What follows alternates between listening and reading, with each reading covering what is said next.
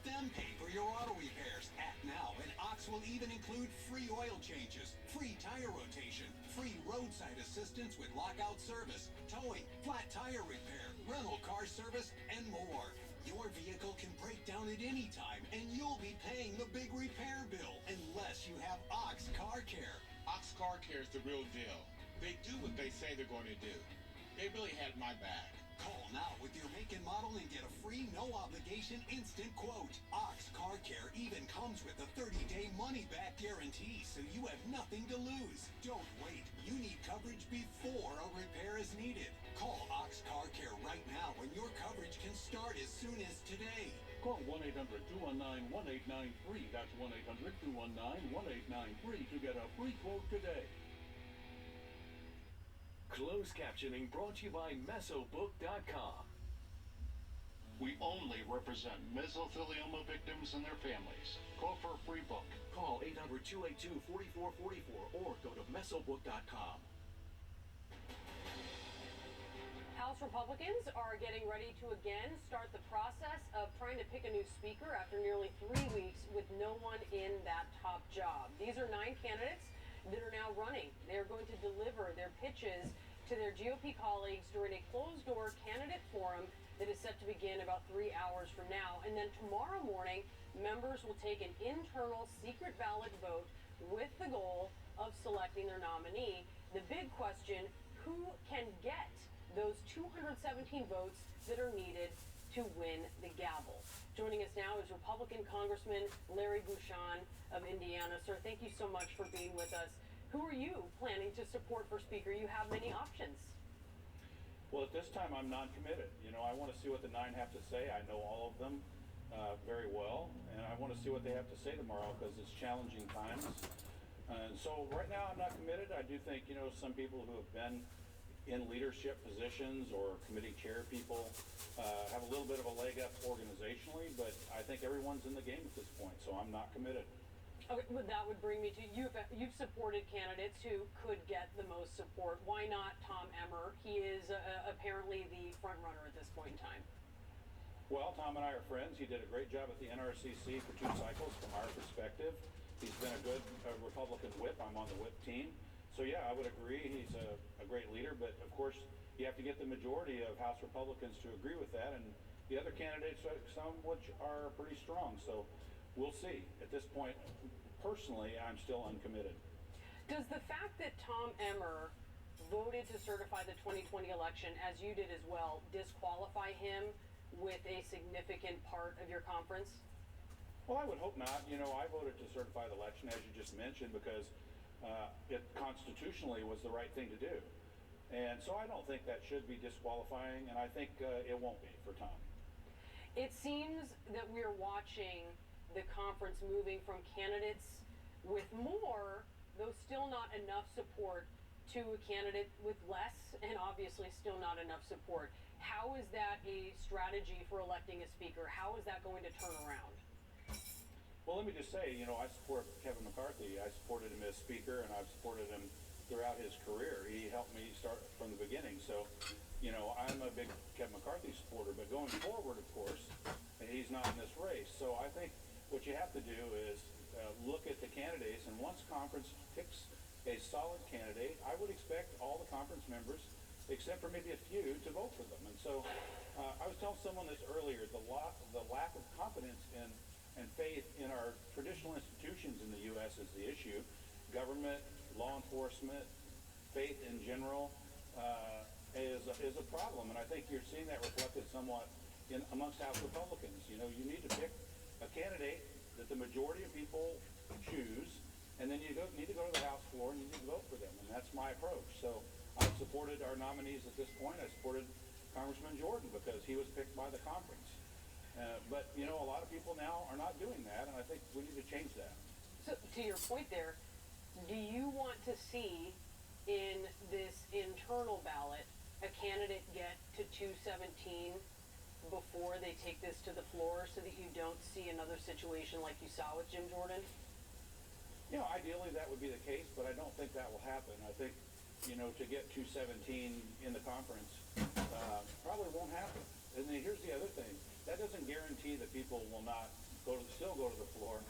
and not vote for the person that they said they would. So we've had that happen in the past. I've been here since 2011, and with Speaker Boehner, we had a number of people who defected from Speaker Boehner when they said they were going to support him. So I don't think it's that important. It'd be nice, but I do think we have to have a strong majority supporting our candidate, because if we just have a barely supported candidate and another candidate who's close, then it makes it more difficult to get 217 votes. We saw that with Congressman Scalise, who I also would have been supportive of had he gone to the floor for that vote. When do you see this ending? I mean, could we get to the shutdown date 3 weeks from now and still not have a speaker? I don't think so. I think it's going to get resolved fairly soon. I'm hopeful it's going to get resolved this week. It should. And we'll see where it goes after this evening. But I think House Republicans know that this is very detrimental to the country, not having a speaker. Look what's going on in your reporting before this segment about what's going on over in Israel, what's happening in the Ukraine, and all the other things we know are happening in the world, including in our own country. So we need to get a speaker so that we can move forward. Do you worry that your party, your conference, has put itself in a position of weakness going into negotiations ahead of the shutdown? Because this is time, we're watching this circus that they could have spent negotiating ahead of this shutdown date, and they haven't done that. So you could see where Americans might be more inclined to blame them over other parties.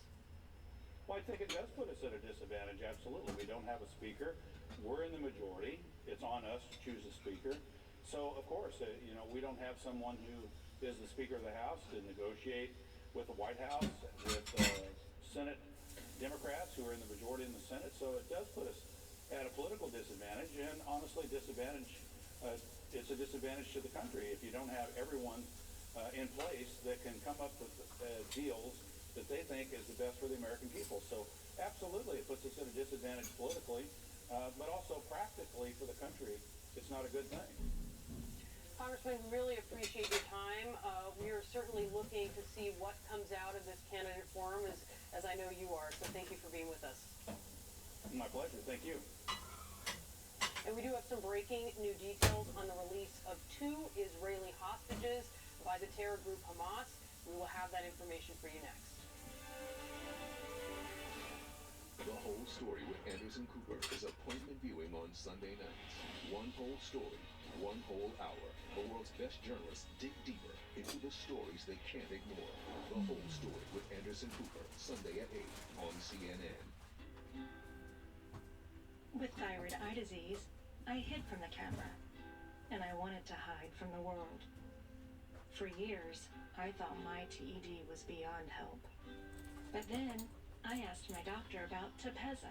Tepezza is the only medicine that treats TED at the source, not just the symptoms. In a clinical study, more than 8 out of 10 patients taking Tepezza had less eye bulging. Tepezza is an infusion and may cause infusion reactions. Tell your doctor right away if you experience high blood pressure, fast heartbeat, shortness of breath, or muscle pain. Before treatment, tell your doctor if you have diabetes, IBD, or are pregnant or planning to become pregnant. Tepezza may raise blood sugar and may worsen IBD. Tepezza may cause severe hearing problems, which may be permanent. Now, I'm ready to be seen again. Visit mytepezza.com to find a TED eye specialist and to see Bridget's before and after photos. How do we decide what hotel to book? Fear not. I got you. Choice Hotels is a hotel for every type of stay. Like a comfort with the kiddos. Spacious. That's what they all say. Stay twice and get a free night when you book direct at choicehotels.com. The Medicare Advantage and Prescription Drug Plan annual enrollment period is now open. Ugh, every year I have to listen to all these commercials. We're sorry, Karen, and we know it's annoying, but we want to make sure everyone on Medicare knows it's time to check and see if they can enroll in a plan that will save money or include additional benefits. I just want these commercials to stop. Honestly, Karen, we do too. But this is the only time of year when everyone on Medicare can call and see if there are plans. Reports since then that the U.S. has kind of encouraged the Israelis to delay a more full-blown invasion, a ground offensive into Gaza.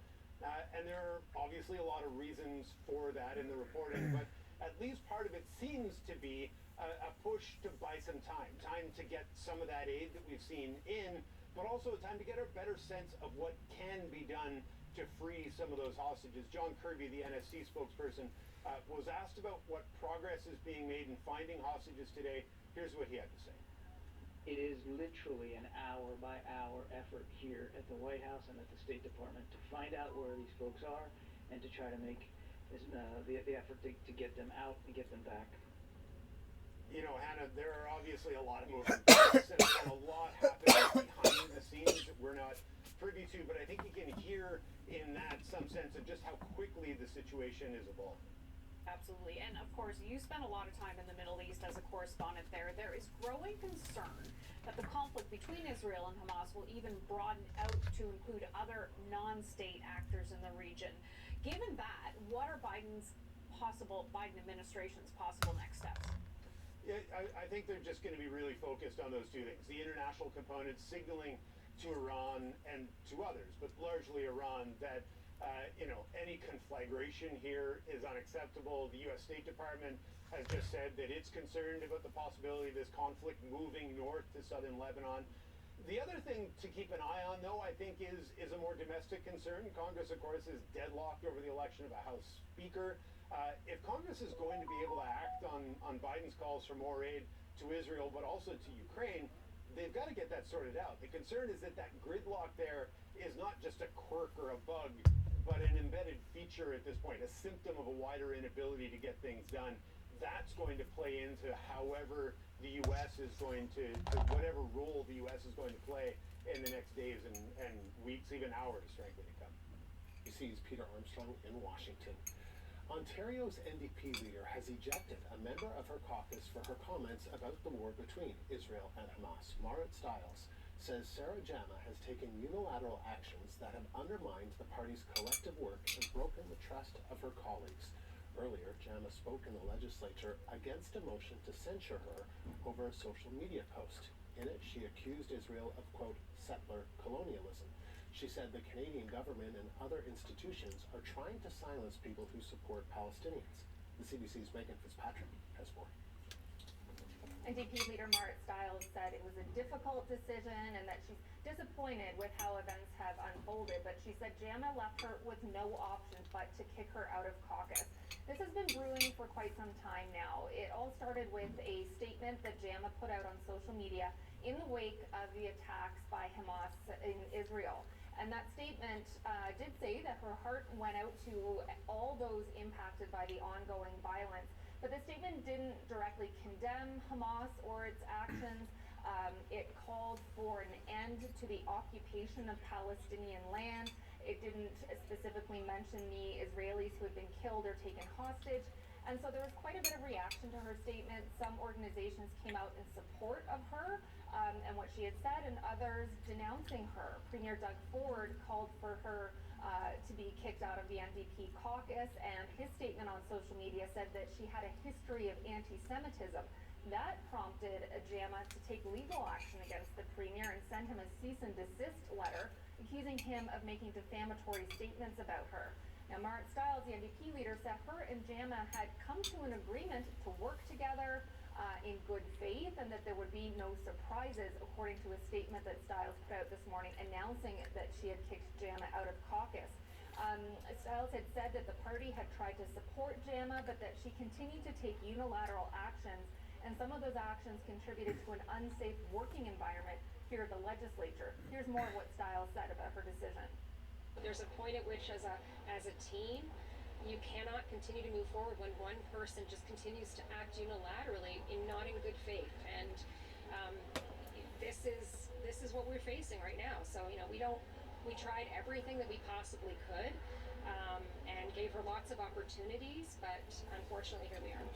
Now, Jama's a relatively new MPP here at the legislature. She was just elected in March in a by-election, taking over the seat in Hamilton that was held by former NDP leader Andrea Horwath. She gave up that seat to run for mayor of Hamilton.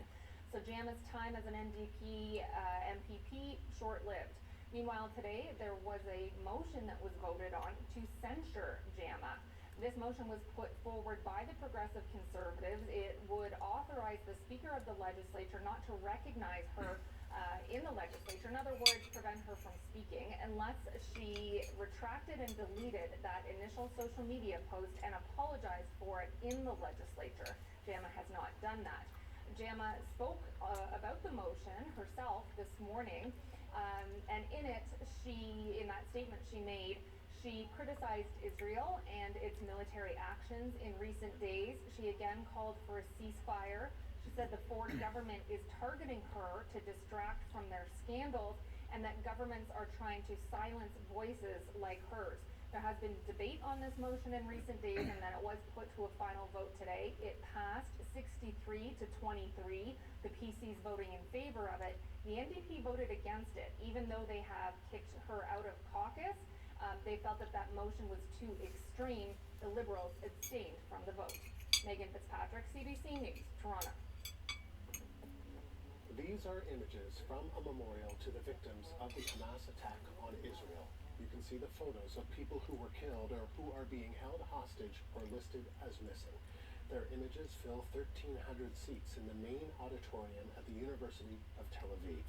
The university's student union is behind the tribute. Our in-depth coverage of the war between Israel and Hamas continues here on CBC News.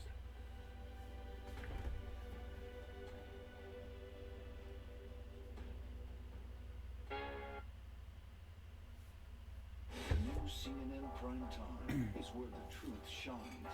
The day's biggest stories. The night's most essential reporting. This is the new CNN Prime Time. Weeknights starting at 7 on CNN. It's lunchtime, and Gary is double booked. Good thing. From the Seattle area to San Francisco, the flight was diverted to Portland, where it landed safely. We've got the guy that tried to shut the engines down out of the cockpit, and he doesn't sound like he's causing any issue in the back right now. I think he's subdued. Other than that, we want law enforcement as soon as we get on the ground and park. CNN safety analyst David Susie is here with us. He is a former FAA safety inspector. David, first off, just explain this pulling of the fire extinguisher handles, what this would do in a situation like this. Well, it depends on which ones he pulls, of course, but if he's shutting down the engines on the fire extinguishers in the engines, it can cause the engines to actually shut down as well, because if you're telling it that there's a fire on board, so you're going to pull those extinguishers. If that's in fact what he did, you can notice that the pilots also say he's trying to shut down the engines, so that might not have been the only thing he did. And there's no recovering if you have the extinguisher pulled? I mean, the plane basically becomes like a glider? Well, if you pull both, yes. Typically you would only pull one or the other, but this guy sounds like he was trying to shut down whatever he could. So at that point, there would not be a lot of recovery at that point, other than the glide of the aircraft, which they do glide. They still do glide if you have a good landing area ahead of you.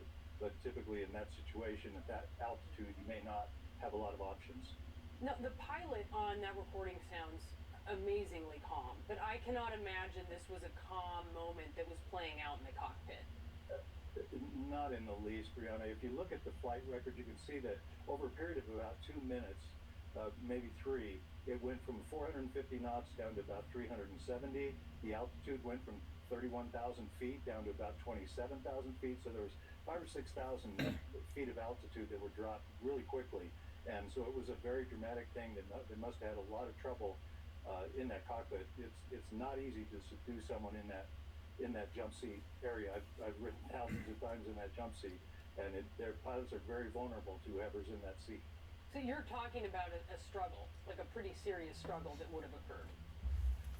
Absolutely. To try to turn back, have one of the pilots, someone has to keep flying the airplane, obviously. Someone has to maintain what's going on, and someone has to turn around, and it is behind you. It's way behind you. The jump seat is back there, and the jump seat person has access to the center console with the throttles, with fire extinguishers, with basically everything to do with power is right there in front of the jump seater. So that's why they always take so many precautions for who gets to ride in that seat. But it's not unusual. I mean, right? Normally frequently you have a pilot who's off duty, who needs to get back to wherever he or she is riding in this seat. Does anything about this indicate to you that this particular pilot maybe plotted this and thought this through? I would think that he would. I mean, it doesn't sound like a instantaneous thing that says, gee, I think I'm going to do this. It sounds to me like he plotted to be there where he was and pull those engines, particularly when he did, which was not a really vulnerable part of the flight. It's not like he did it during takeoff or during landing, which would have certainly resulted in fatalities. But at the altitude that he was at, there's less chance that there would be fatalities, but it's still, to me, it sounds like something that he thought about and decided to do. It's not something that just was spontaneously had a mental lapse or something. You mentioned this loss in altitude and what was shown. Presumably the passengers are aware of this. I mean, what do you think they were experiencing? Yeah, there was no question something was going wrong, very wrong, at the time that this was going on, just by the fact that you can see how quickly the aircraft dropped, the turns that it made, and unscheduled and unplanned turns that were made. So there was something going on in the cockpit, and I think the passengers probably knew something was going on, but they didn't know what. Very uncertain time for them. Yeah, thank goodness this ended well. Yes. David Susi, thank you. I believe how calm they were. Unbelievable, I agree. David Susi, thank you so much. Really appreciate your time. And this just in to CNN, we have images of the 2 Israeli hostages just released by the terror group Hamas. Their names are Nurit Cooper and Yohevde Leifshitz. Leifshitz's daughter releasing this statement to the media. While I cannot put into words the relief that she is now safe, I will remain focused on securing the release of my father and all those some 200 innocent people who remain hostages in Gaza. We are going to continue to bring you the latest developments on this story as these details come in. Stay with CNN. Being a journalist is the best job in the world. Asking challenging questions of the folks who run the world. Is Ukraine going to win this war? Yes, of course. You ready? The Lead with Jake Tapper, CNN, next. Stars Play in Abu Dhabi is the region's leading streaming service that brings you the magic of films and the excitement of sports to your favorite device, be it television or your mobile phone. With a business like ours, we need a range of talent from technology as well as creative. We found Abu Dhabi to be our hub for accessing that type of talent. Attention Medicare recipients covered under your state's Medicaid. The Medicare Advantage and Prescription Drug Plan annual enrollment period is now open. This is the only time of year when everyone on Medicare can call to enroll in a 2024 plan. Call the number on your screen and get a free Medicare review to see if you qualify. A licensed insurance agent is standing by to take your call. Just call 800-931-3623 now. Medicare Advantage plans offer access to emergency and urgent care coverage anywhere inside of the United States. Some Medicare Advantage plans may include benefits like dental, vision, hearing, or coverage for prescription drugs. Some plans may include lots of doctors and hospitals all in-network. You don't get these benefits automatically. Call now and get a free, no-obligation Medicare review. Just call 800-931-3623 now. That's 800-931-3623. The Medicare Advantage and Prescription Drug Plan annual enrollment period is now open. Call the number on your screen to see if you qualify for a Medicare Advantage plan. A licensed insurance agent is standing by to take your call. Just call 800-931-3623 now.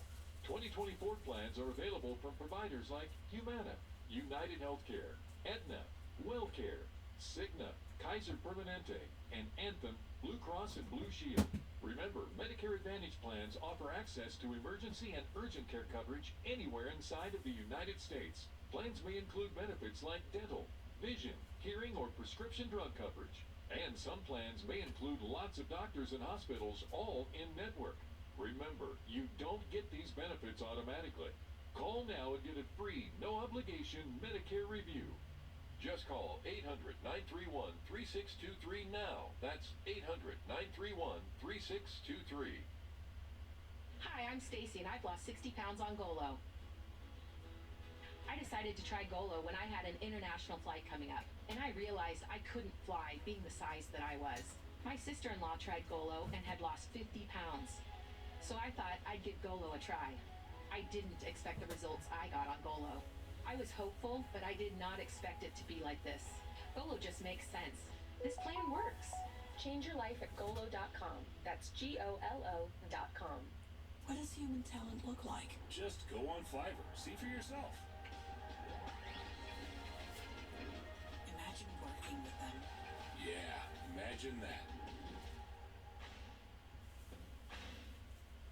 If you struggle with flat, thin hair, this supplement is absolutely amazing for adding hair volume. Uniquely formulated with biotin, growth-promoting apple extract, and other important nutrients that help nourish your hair from within. This is the #1 hair supplement in Scandinavia, and let me tell you, they know what they're doing with beauty. By far the best supplement I've tried.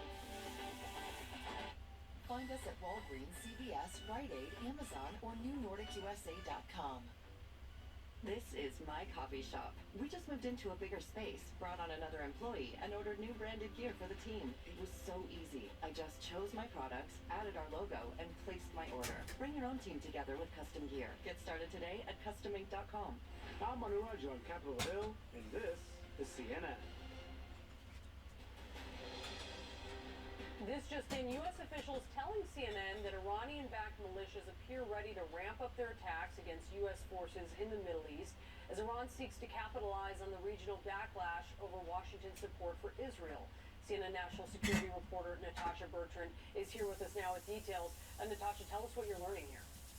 Yeah, Brianna, so we're told that the U.S. now has specific intelligence that these Iran-backed militias across the Middle East, they are intending to ramp up their attacks on U.S. forces across the region. We have already seen that begin on U.S. troops that are stationed in Iraq and Syria as part of the anti-ISIS coalition. And look, this has happened before. These Iran-backed groups, they have actively tried to attack U.S. forces with drones and other attacks in recent years. But the U.S. is now obviously very concerned that they are going to be increasing their attacks even further in light of the war between Israel and Hamas and in light of the increasing anger in the region against the U.S. for supporting Israel in that war. Now, what we're told is that in terms of Iran's role specifically, they do fund and support these militia groups across the region, but their role right now is kind of more as encouragement and less explicitly directing these attacks. What we're told is that they are basically not intervening when these groups launch these kinds of attacks on U.S. forces,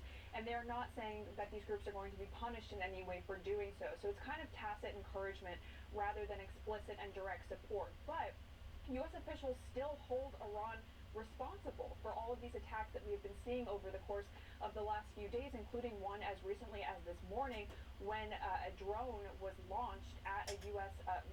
Military installation in Syria, and that drone was actually shot down and no forces were injured. But look, the U.S. is saying, Iran, you fund, you support these groups, therefore it is your responsibility to rein them in.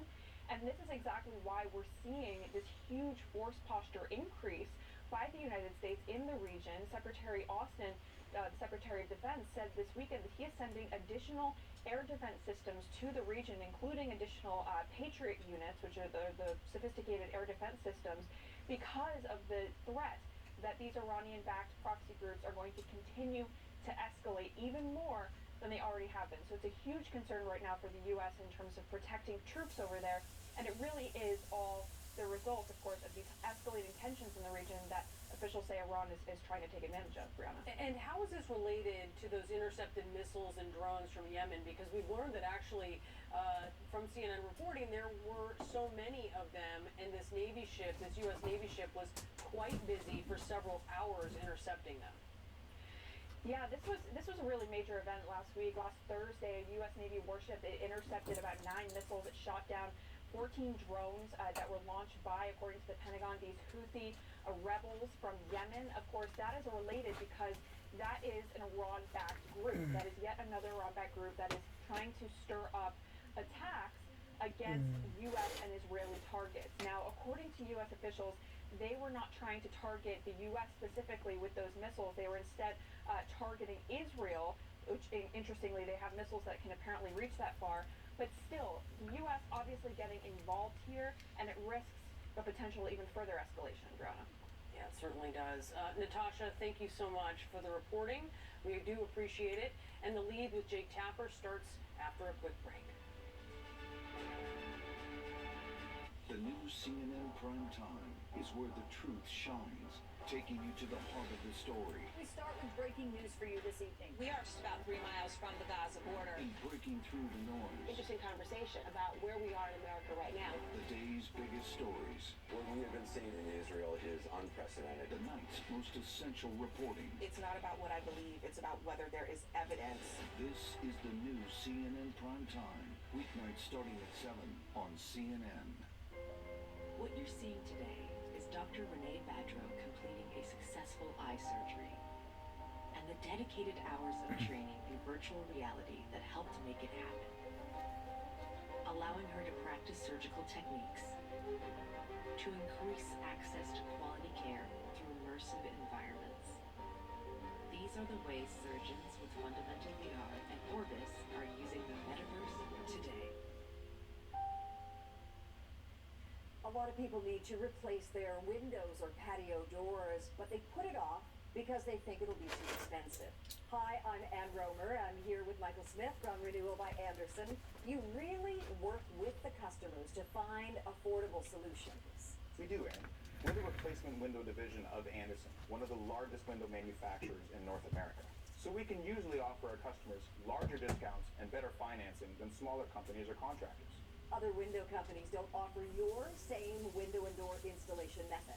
Our installers have installed thousands of windows. Our windows are manufactured to precisely fit your specific window openings. Being custom built also means if you have any beautiful trim that you'd like to keep, we can often install your windows without impacting that trim. You won't get this with most vinyl windows. And you offer a free window and patio door diagnosis? We do. We'll come to your home and assess your current windows, show you where you might be losing energy, and take measurements. Then we'll leave you with an exact price quote that's good for an entire year. So you're not a high-pressure company. My background is in home remodeling as a carpenter. I've seen every window problem out there. So now I just want to help homeowners make their homes more beautiful and comfortable with the right window. And your patio doors are really gorgeous. They are. And they're engineered to easily open and close for years. And with multiple locking points on our patio doors, they provide even greater security. That is so great to hear, Michael. Thank you. Before October 31st, buy one window, patio door, or entry door and get the next one 40% off. That's 40% off with a minimum purchase of 4. And our financing can help make this project more affordable with 0 money down, 0 monthly payments, and 0 interest for 1 year. This offer ends October 31st. For a free appointment with Renewal by Anderson, call 1-800-501-1400. That's 1-800-501-1400. With fast signs, create custom graphics that get tails and tongues wagging.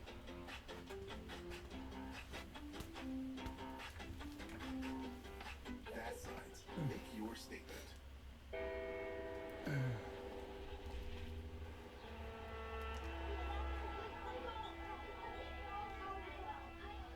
On the 11th hour of the 11th day of the 11th month, we encourage Canadians to pause and remember all that veterans have sacrificed for us.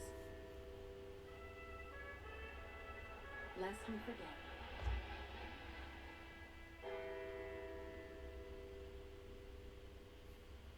We're both grateful and humbled by the generosity of the ALS Society of BC and the provincial government who provided the resources to allow UBC to recruit someone with the international stature of Professor Pioro.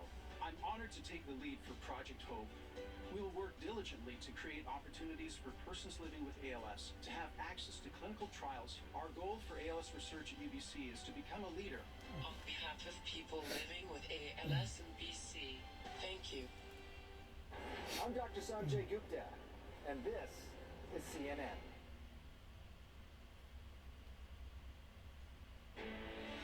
This is CNN Breaking News.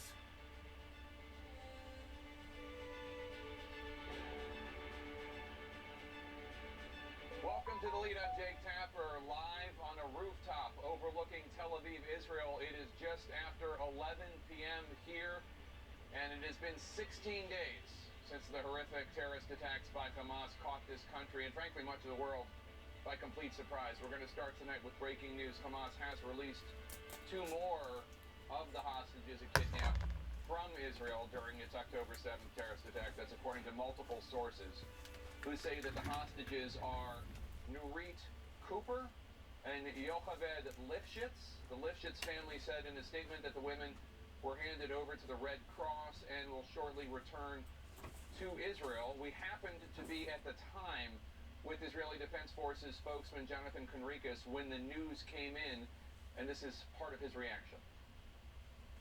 They are differentiating, distinguishing between only Israelis and double citizens, or perhaps only foreigners, which rings familiar for me as a Jew and as a third-generation Holocaust survivor, rings familiar from other times in our history. Israel believes around 220 people, kidnapped victims, are still being held by Hamas, and the White House believes a handful of those kidnapping victims are Americans. A U.S. official told CNN today that Israel believes at least some of the American hostages are still alive, and sources say that the U.S. has been pushing Israel to continue delaying its ground incursion into Gaza to allow more time to get hostages out, as well as allowing crucial humanitarian relief into Gaza. I want to bring in CNN's Alex Marquardt, as well as CNN's Jeremy Diamond, who's in Ashkelon, Israel. And Alex, we're hearing that these 2 hostages are Israeli citizens, although we're hearing some other information about maybe 1 or 2 of them, maybe 1 or both of them also might be dual citizens. I'm not really quite sure. It's early yet. How did these negotiations unfold? It is early yet. We're certainly trying to learn more, but there is a lot that we have learned, Jake, in just the past few moments. This, of course, is the second release of hostages that we've seen since Friday. Judith and Natalie Hanan were released on Friday, American citizens. Now we have the release of Yocheved Lifshitz, 85 years old, and Nurit Cooper, 79 years old. The result of these ongoing and rather intense negotiations that Hamas is speaking with both Qatar and Egypt. Qatar certainly leading those efforts from our understanding. So we got word not too long ago that these 2 Israeli women were being released by Hamas. They were released into Red Cross custody. We understand from the Lifshitz family statement from Yocheved Lifshitz's daughter that they were given to the Red Cross at the Rafah crossing. That is the Gaza border crossing with Egypt. And that they will soon be back in Israel, and we assume handed over to Israeli officials. Yocheved Lifshitz's daughter saying that she cannot put into words the relief that she is now feeling that her mother is now safe. But Jake, we should note she's saying that her father is still among the more than 200 hostages still in Hamas custody. So this is the same mechanism, the same model, if you will, that was used for the release of the Hanan women on Friday. They are still in Israel, we understand. They're going to be debriefed by U.S. officials so that the U.S. can glean what they can in terms of intelligence, how they were held, how they were moved around, whatever the U.S. can learn about that time in custody in Gaza. Jake, I should also note that one day after the release of the Hanans on Saturday, Hamas said that they were really willing to release 2 more people. And at the time, over the weekend, the office of Prime Minister Netanyahu, he called that false propaganda from Hamas. So I think there are going to be a lot of questions now for the Prime Minister. And then we also have to see what will happen now, Jake. This is sort of a slow trickle of these hostage releases when, of course, Israel, the U.S., and all these other countries who have hostages are demanding that they all get released immediately, Jake. And Jeremy, what does this particular hostage release mean for Israel's potential plans for a ground invasion? I have heard it speculated that Hamas is doing exactly what it's doing so as to delay the ground invasion. Well, there's no question that is certainly one of the aims of Hamas here. I mean, they have held these 2 women, for example, who are being released tonight for more than 2 weeks, and yet it is only now that they say that they are releasing them on humanitarian grounds. And so it appears clear that Hamas has been repeatedly dangling the possibility of releasing additional hostages in order to try and get Israel to delay and perhaps inevitably indefinitely push off a ground invasion. But I think what appears clear is that even as the United States has been asking Israel to delay its ground invasion in order to leave more time for these Qatar-led mediation efforts to try and get some hostages released, Israel may be willing to delay that invasion for a matter of days, perhaps, but ultimately Israel is going to move forward with this ground invasion. It is clear when you are on the ground, as we were today, seeing the enormous massing of troops, tanks, armored personnel carriers, bulldozers, all within just a few miles of the Gaza border, ready to go. Troops certainly prepared to go at a moment's notice as soon as they get that command.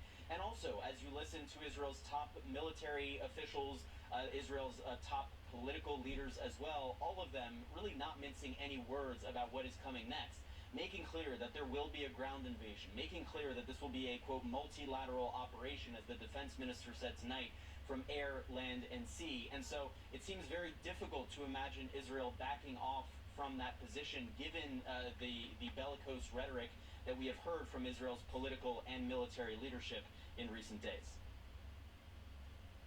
All right, Alex Marquardt and Jeremy Diamond in Ashkelon, thank you so much. Today, here in Israel, there is a renewed effort by Israeli officials to try to not only dispel myths and rumors, but also be clear about Hamas's brutalities against innocent civilians. The Israeli Defense Forces gathered hundreds of international journalists today to show them proof, to show them videos such as this one, which the IDF released today.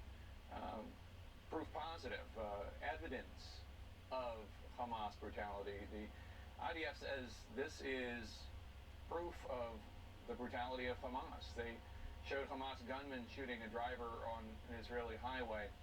Now, beyond this video that they released today, they also showed another 40-minute long film from the GoPro data on the bodies of dead Hamas terrorists. 40 minutes. This was shown to CNN and other journalists both last week and today. We're not going to show you these videos, this 40 minutes. So graphic, so disgusting, so disturbing from the point of view of the terrorists. But you should know what's in them.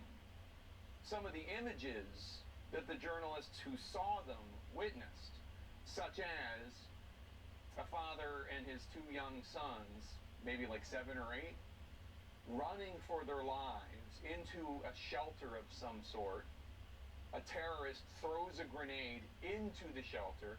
The dad is killed. The boys are wounded.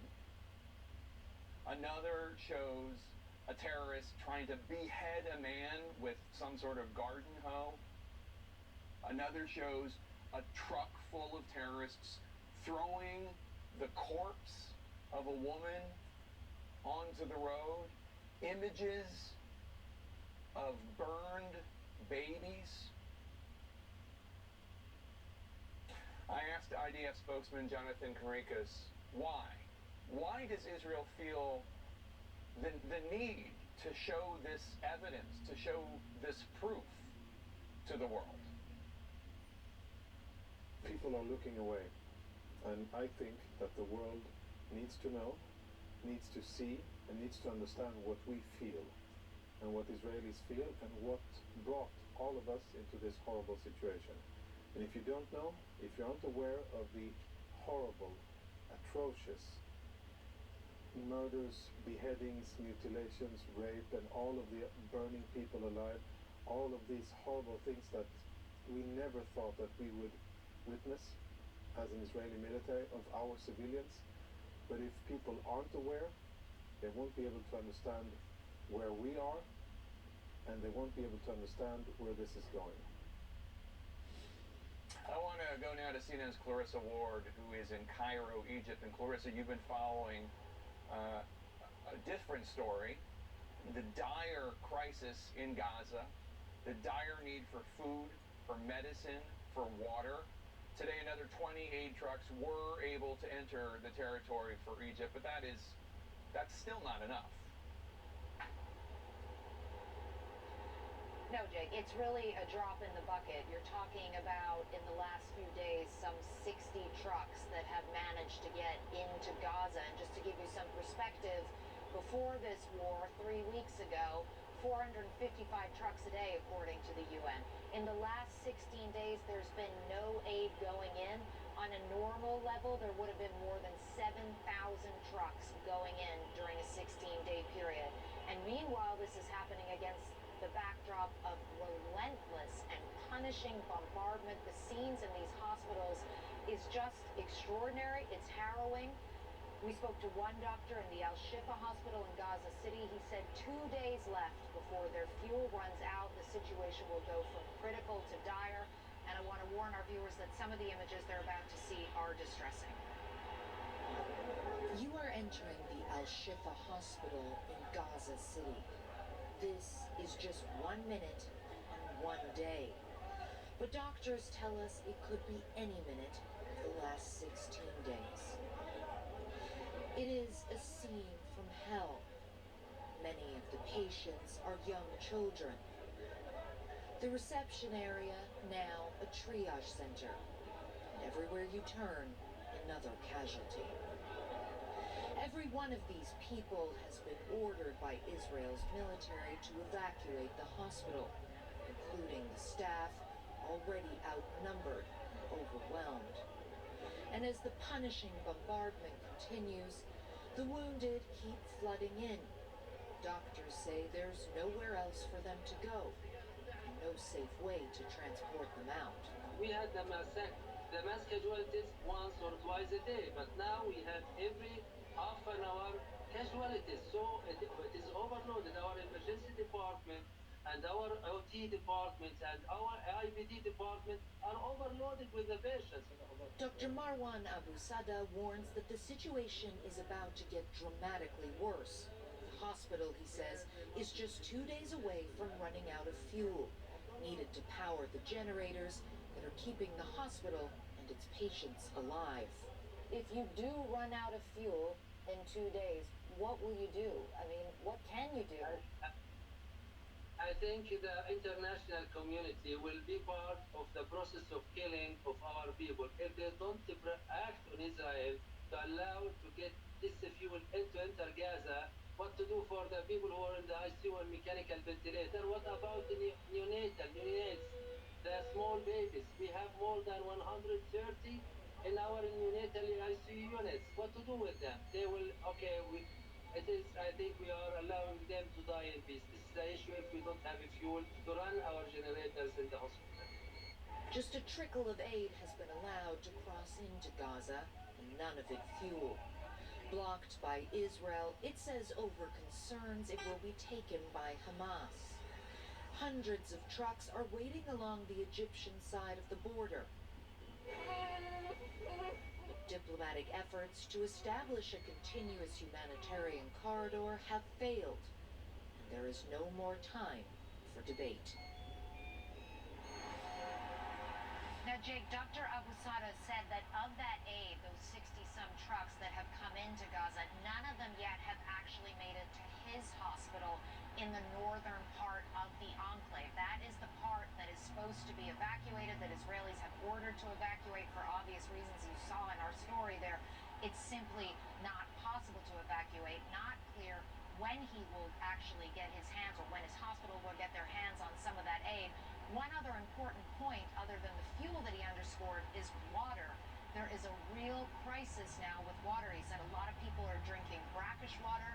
There are some 50,000 pregnant women in the Gaza Strip right now, according to the UN. He said they're seeing increased rates of preeclampsia in those women because of drinking impure water. Really, this crisis, no end in sight, Jake, and the stakes are just so very high now. Clarissa Ward in Cairo, thank you so much. There is understandably a tremendous sense of outrage and unease here in Israel for so many. Any sense of security has been tragically shattered. For others, the October 7th attacks, as grisly as they were, have spurred in some a new sense of purpose and service. My sister killed. She go to run next to Kibbutz Erez, between Erez and Netiv HaSara, and she's not back. And I just buried her last week. At the Tel Aviv airport, what would be normal arrivals and departures are now, 16 days after the horror of October 7th, punctuated by the emotions of war. Some coming now to join the fight, and those leaving, searching for escape. I don't have home anymore. I don't know where we're going to live. Elena Barr had just buried her sister, Naomi. She was killed while out on a run near Kibbutz Erez. Elena had also survived the attack on her own kibbutz near Netanya. We're lucky we're alive because we have a 16 terrorism in my kibbutz. We're lucky. I say thank you, God, באמת. After much more than 2 weeks of war and facing a much longer future of uncertainty, some families are looking to flee. We decided to leave for a while because we live here in Ashkelon. It's like tough time to be here now with kids especially. I have 2 boys, so having a chance to leave and stay in safe place for a while, so we decided to go. Some people are just arriving in Israel from all over the world. They've been moved to come and try to help in any way they can. I came to help. I'm a volunteer. I brought 400 pounds worth of supplies for the soldiers. We're going to drop them off, and then I'm going to volunteer in a hospital. It felt like I had to do something. Felt like I had to get up. I volunteered here before, and I just knew I had to come. Others are trying to return to normal, saying the last few weeks have been a reminder to celebrate life and love. My son is getting married here Thursday night. We're forging ahead, and it's a big simcha, big joy, and Jews are jugglers, so we're juggling the pain, the sorrow with the joy, and it seems like you have to do both at the same time. You have to juggle. Scenes from the Tel Aviv airport today. Coming up later on in the lead, the son of one of the founders of Hamas, who became an informant for Israel, undercover with Hamas. He has a message for the U.S. and the world that you're going to want to hear. But first, concerning U.S. intelligence showing Iranian-backed militias want to ramp up attacks on U.S. forces in the Middle East. We're going to go to the Pentagon for the new reporting. That's next. Ameritrade is now part of Schwab, bringing you an elevated experience tailor-made for trader minds. Go deeper with Thinkorswim, our award-winning trading platforms. Unlock support from the Schwab Trade Desk, our team of passionate traders who live and breathe trading. And sharpen your skills with immersive online education, crafted just for traders. Also, you can trade brilliantly. The Medicare Advantage and Prescription Drug Plan annual enrollment period is now open. Every year I have to listen to all these commercials. We're sorry, Karen, and we know it's annoying, but we want to make sure everyone on Medicare knows it's time to check and see if they can enroll in a plan that will save money or include additional benefits. I just want these commercials to stop.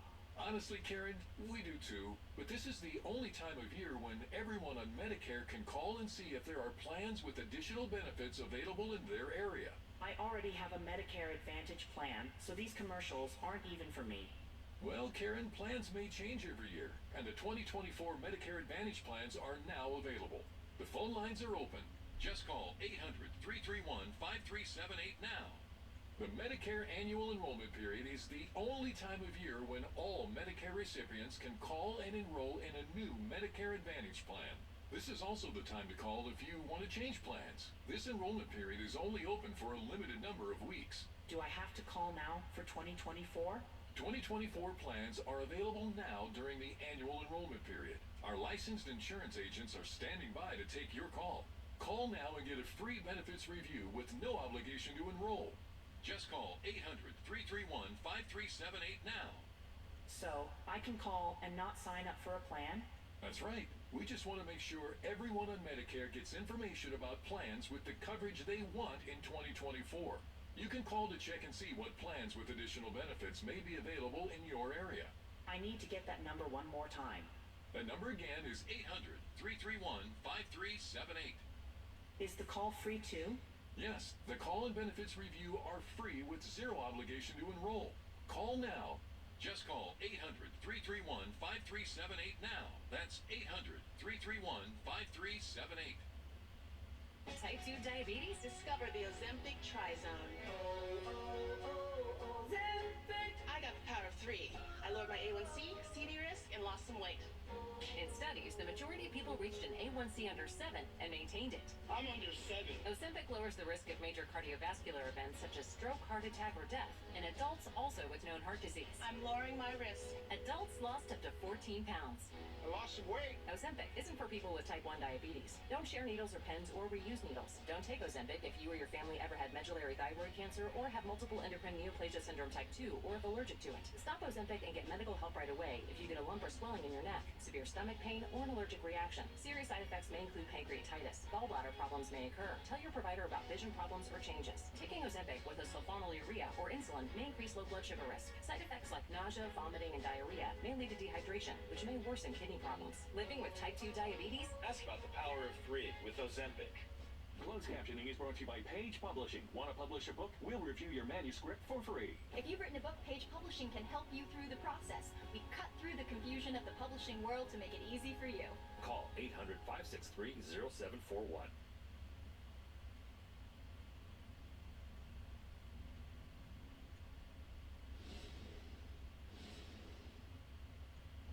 Welcome back to The Lead, live in Tel Aviv, Israel, on the heels of this war entering a new chapter, a new disturbing warning from the Pentagon. Intelligence shows Iranian-backed militias are ready to ramp up attacks against U.S. forces in the Middle East. I want to go now to CNN's Oren Lieberman at the Pentagon. Oren, this comes as 2 attack drones targeting a U.S. forces base in Syria were shot down today. What does this new intelligence tell us?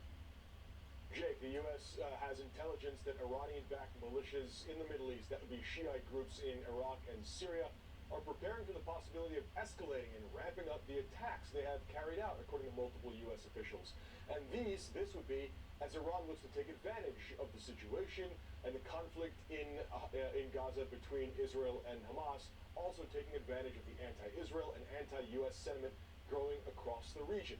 Now, Iran backs these groups, funds these groups, and arms these groups. The question now, how direct is this support? Officials say it's not that Iran is necessarily saying go carry out these attacks, but according to the officials, it appears that Iran is encouraging them and doing nothing to stop them. A far more direct link than U.S. officials believe Iran had with the initial October 7th terror attack carried out by Hamas. In that case, U.S. officials said Iran was surprised by the attack. Here, there is no surprise. There is a much clearer link that the U.S. is seeing, and it comes, as you pointed out, with a number of attacks that have taken place against U.S. forces in Iraq and Syria on the U.S. positions there. It also comes as just several days ago we saw the USS Carney, a destroyer in the Red Sea there, intercepting a number of drones and missiles that the U.S. says were intended for Israel. That also part of Iranian-backed groups trying to take advantage of the situation and attack U.S. forces, and in that case, the forces of Israel across the region. Here is John Kirby, spokesman for the National Security Council, about the links they're seeing here and the growing threat. Now, we know these groups are supported by the IRGC and the regime. We know Iran continues to support Hamas and Hezbollah. And we know that Iran is closely monitoring these events, and in some cases actively facilitating these attacks and spurring on others who may want to exploit the conflict for their own good or for that of Iran. We know Iran's goal is to maintain some level of deniability here, but we're not going to allow them to do that. In the current situation, the U.S. sees a significant threat across the Middle East, also noting that that threat includes the possibility of attacks on U.S. forces, according to a senior military official speaking with reporters just a short time ago. So this is something the U.S. is watching very closely. In addition to all the steps it's taken to beef up force protection, including the addition of a Patriot battery and battalion to the region, as well as a THAAD air defense battery. So the U.S. taking these threats very seriously. Oren Lieberman at the Pentagon, thanks so much. How much say does the U.S. have on Israel's plans for a ground invasion? Well, my next guest knows very much how these negotiations play out. Stay with us.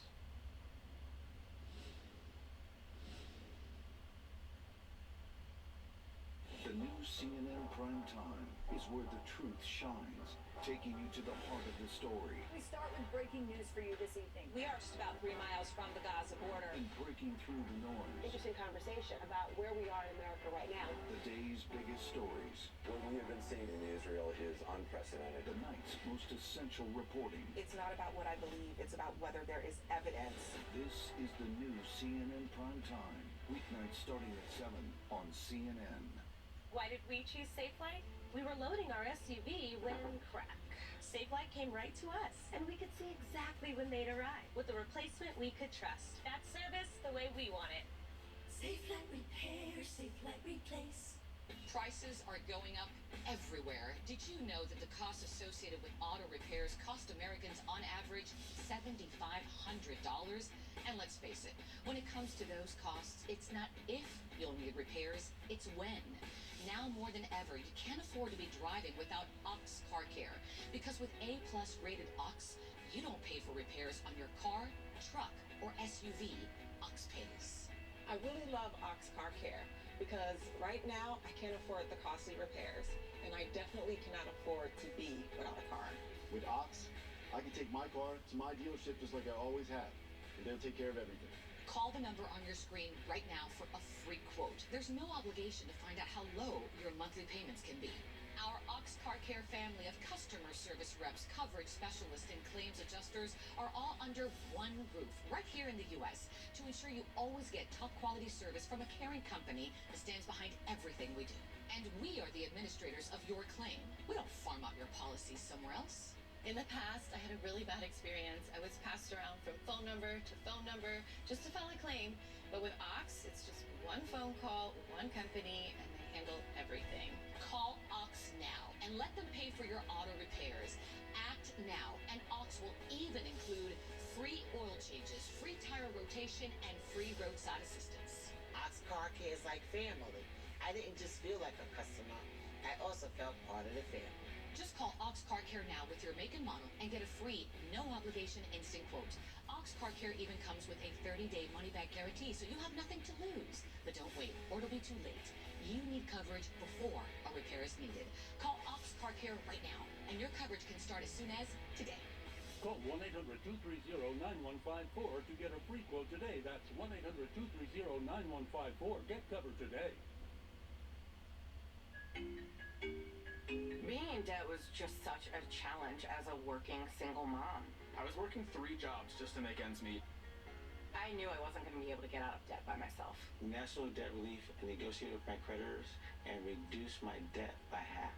National Debt Relief can significantly reduce the amount you owe. National Debt Relief got me out of debt. I feel like I'm in control again. I feel like I'm taking my life back now. Call or visit nationaldebtrelief.com to get started. You may not consider the flu to be a serious illness, but it can lead to severe complications, hospitalization, and even death. The Canadian Lung Association reminds you that getting your annual flu shot is the best defense against the flu.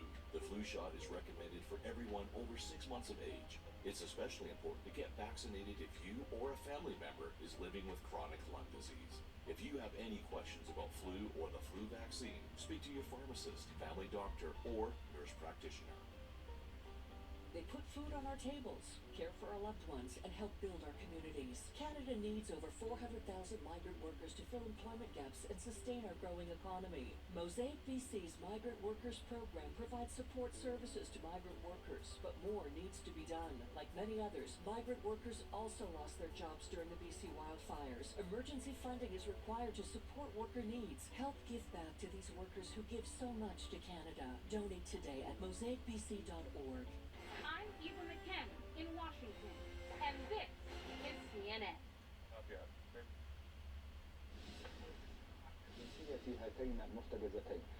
Welcome back to the lead. I'm Jake Tapper, and I'm live in Tel Aviv. We're getting some brand new video of the 2 hostages who were just released by Hamas.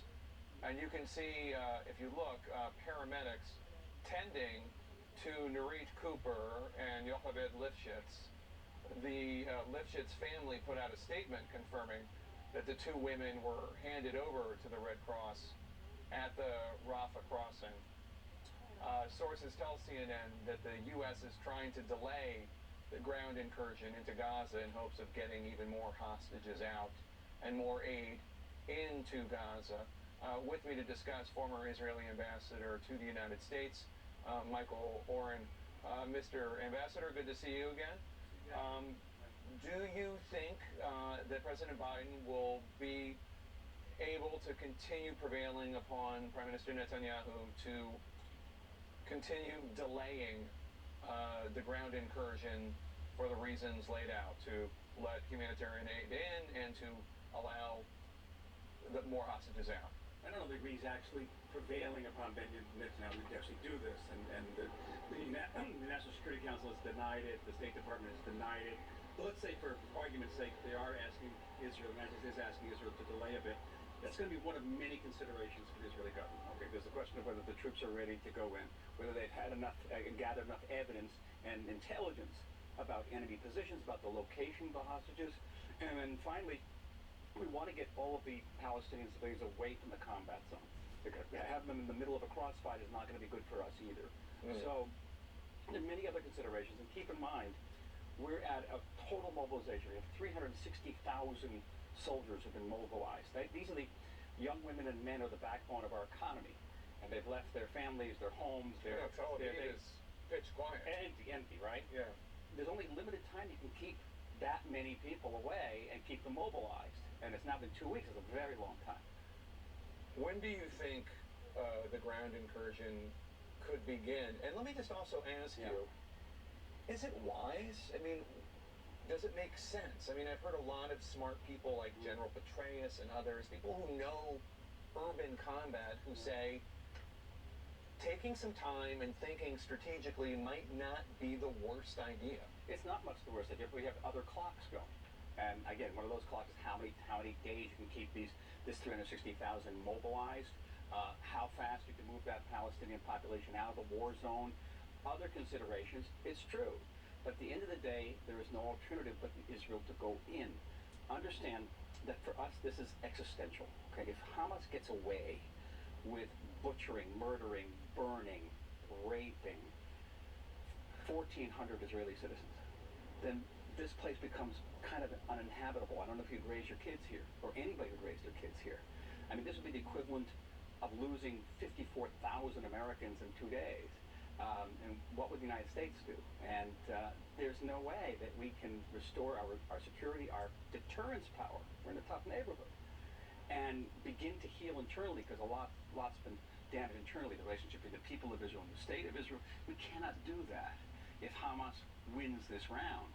And a ceasefire simply means Hamas wins and we lose. Yeah, I mean, I didn't bring that up, the ceasefire. But let me ask you just like some logistical questions. Or just how many people in Hamas do you hold responsible for what happened October 7th? Because I've heard many people say Hamas is not the Palestinian people. I mean, the Palestinian people did elect Hamas in October. In the elections of 2006. And then since then, Hamas has not allowed an election, and they've killed a lot of people that were their political opposition. And in many ways, the Palestinians have been victims of Hamas in many ways as well.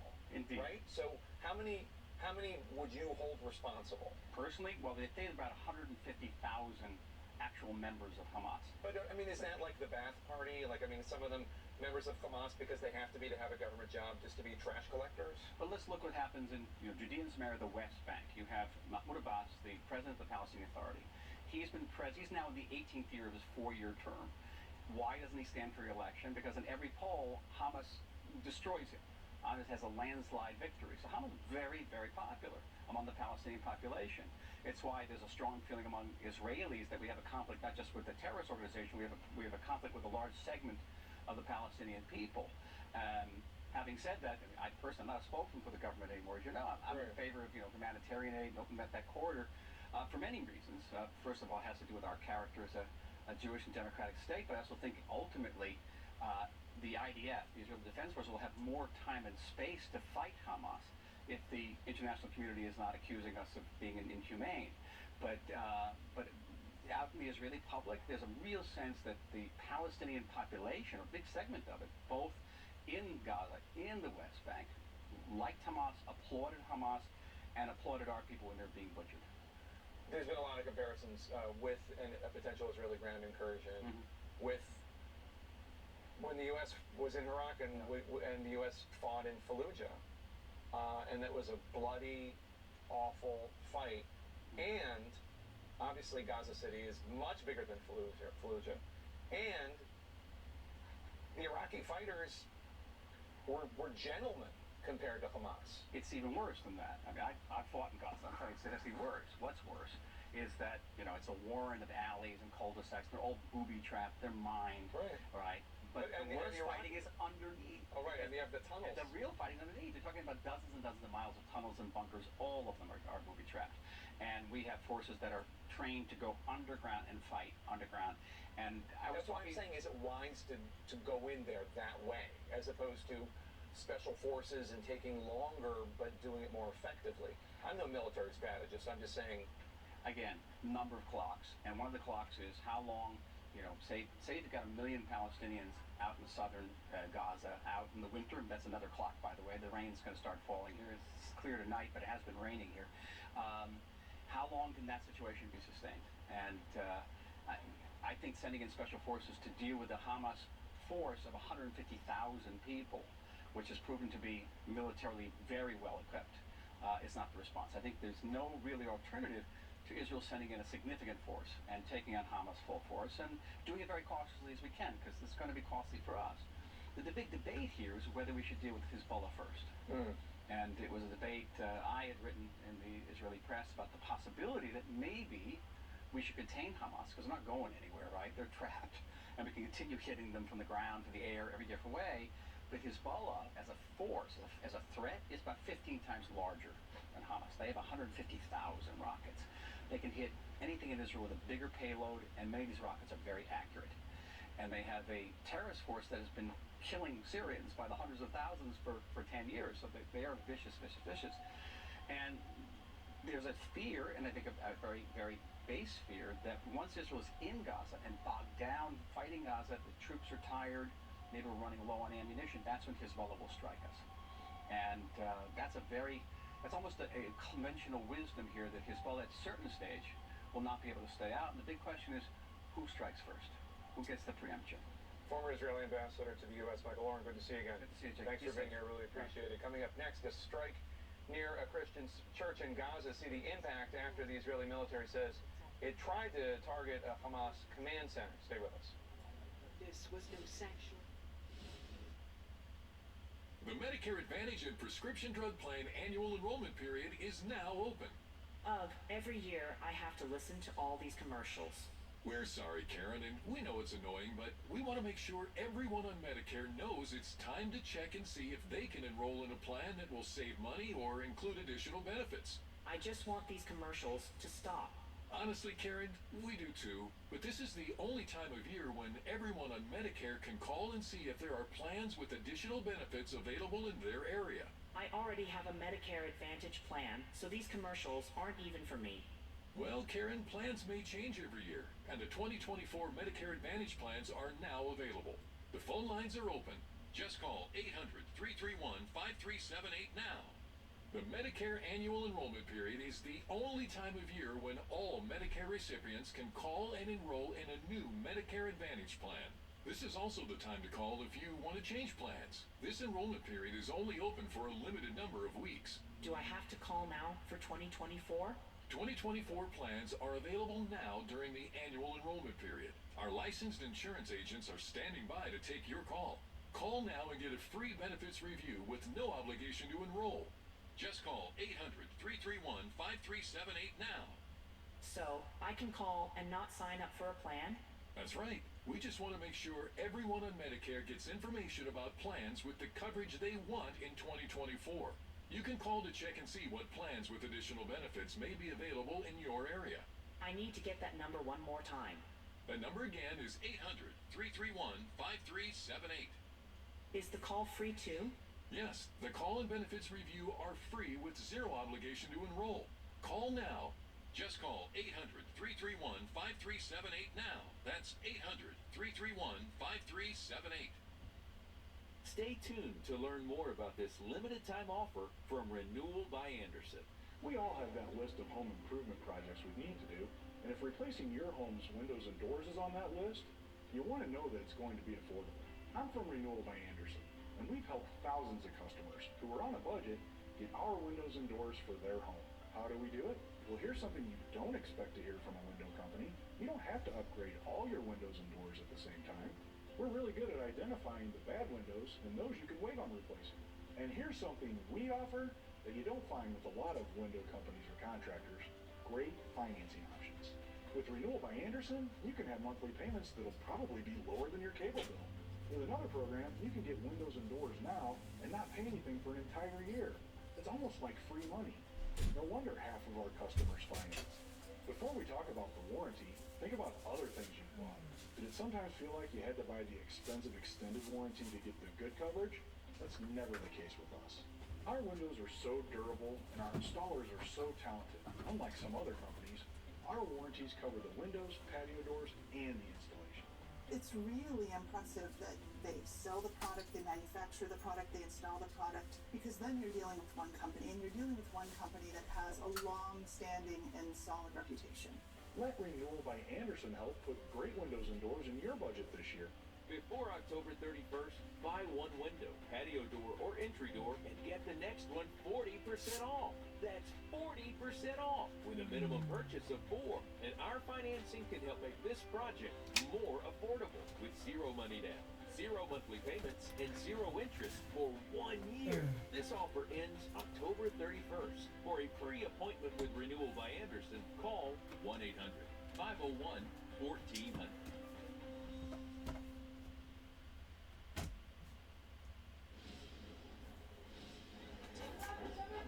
Residents of Gaza say they feel nowhere is safe as the IDF ramps up its aerial bombardment in the region going after Hamas.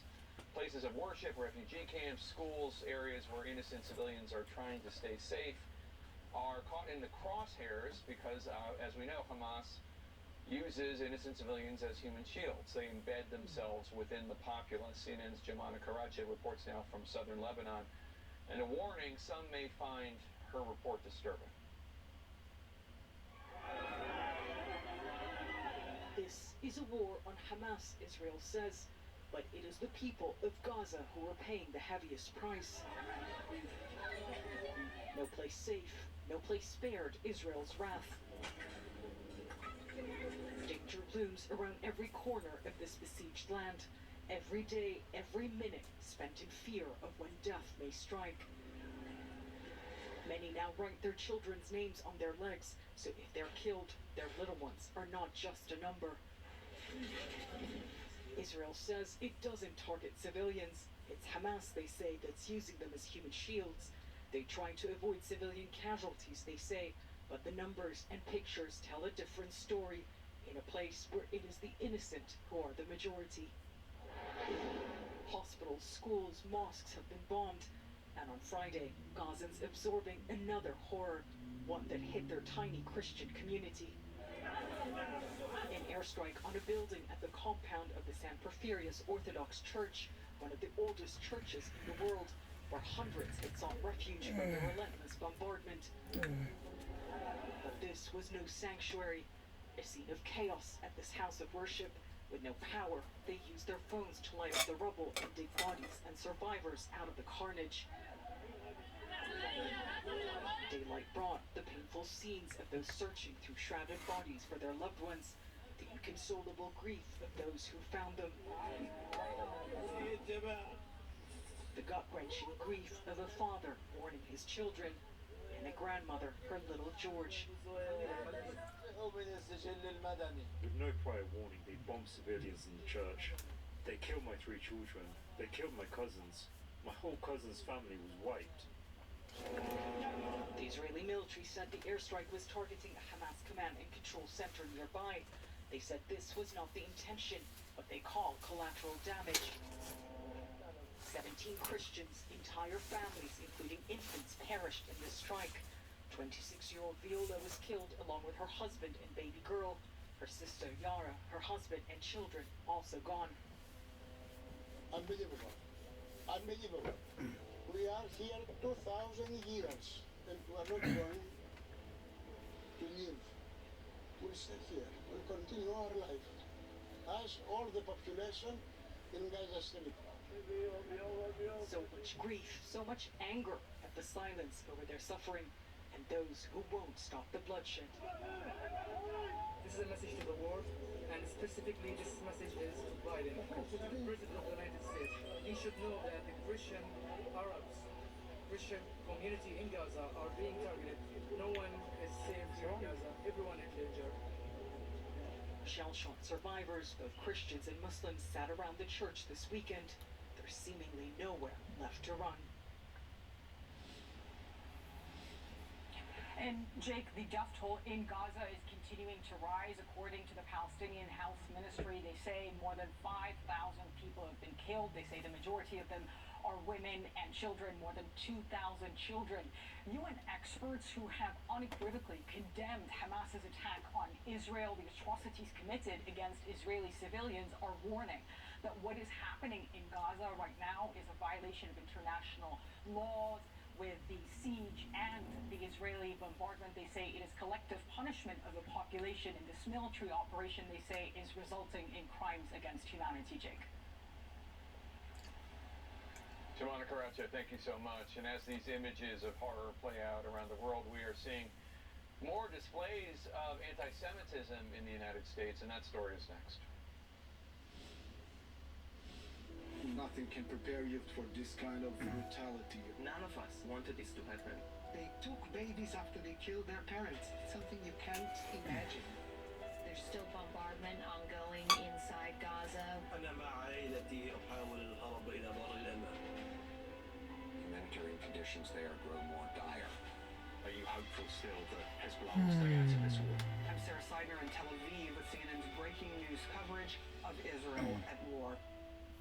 Salon Pass, makers of powerful pain relief patches for 89 years, believes in continuous improvement, like rounded corners that resist peeling, with an array of active ingredients and sizes to relieve your pain. Salon Pass, it's good medicine. Meet Martha.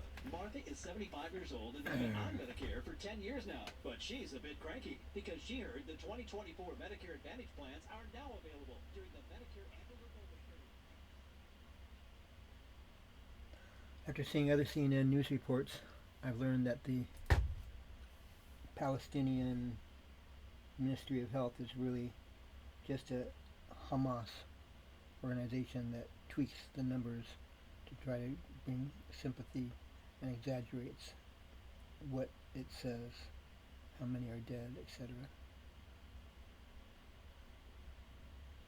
That's what I was told in earlier reports, and I believe it. It's not a true Palestinian Ministry of Health. That's just a term used by Hamas. So the numbers are skewed. The numbers cannot be accurate, cannot be verified, cannot be seen as true, even though it's being quoted. That's what I believe. A song by Paul Beckman, Paul English song. The Palestinian Ministry of Health, so often quoted, is really just Hamas exaggerating numbers for sympathy.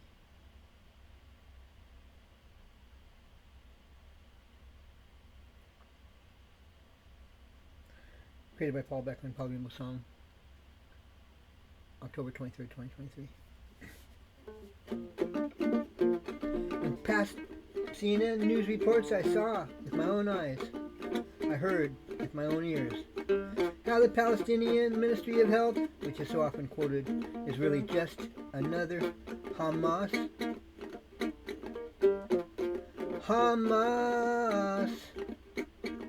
label for Hamas supposed health ministry. The numbers can't be counted on. The numbers are exaggerated. Try to make the world look on to think that Israel is doing a terrible thing.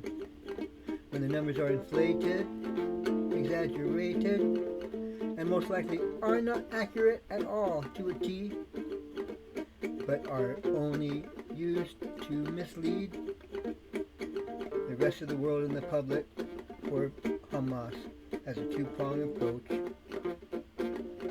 to be evil on the battlefield and commit atrocities, and to be evil intellectually, never giving forth the truth, but always exaggerating things to try to make it look like it's good when it's not. It's awful, and it will be dismantled by Israel as they go after it. Hamas is not to be trusted. It's to be eliminated. Hamas is not to be trusted. It must be and has to be eliminated. So the Palestinian Ministry of Health, so often quoted, is just another bogus thing for Hamas to hide behind and exaggerate the numbers. It cannot be relied upon as truth. It cannot be verified. There's no truth in it. Just numbers made up by Hamas to try to draw sympathy and compassion to its cause. But it's a cause that must be let go of. It's a terrorist organization guilty of killing, maiming, wounding, taking hostages. Eliminate Hamas.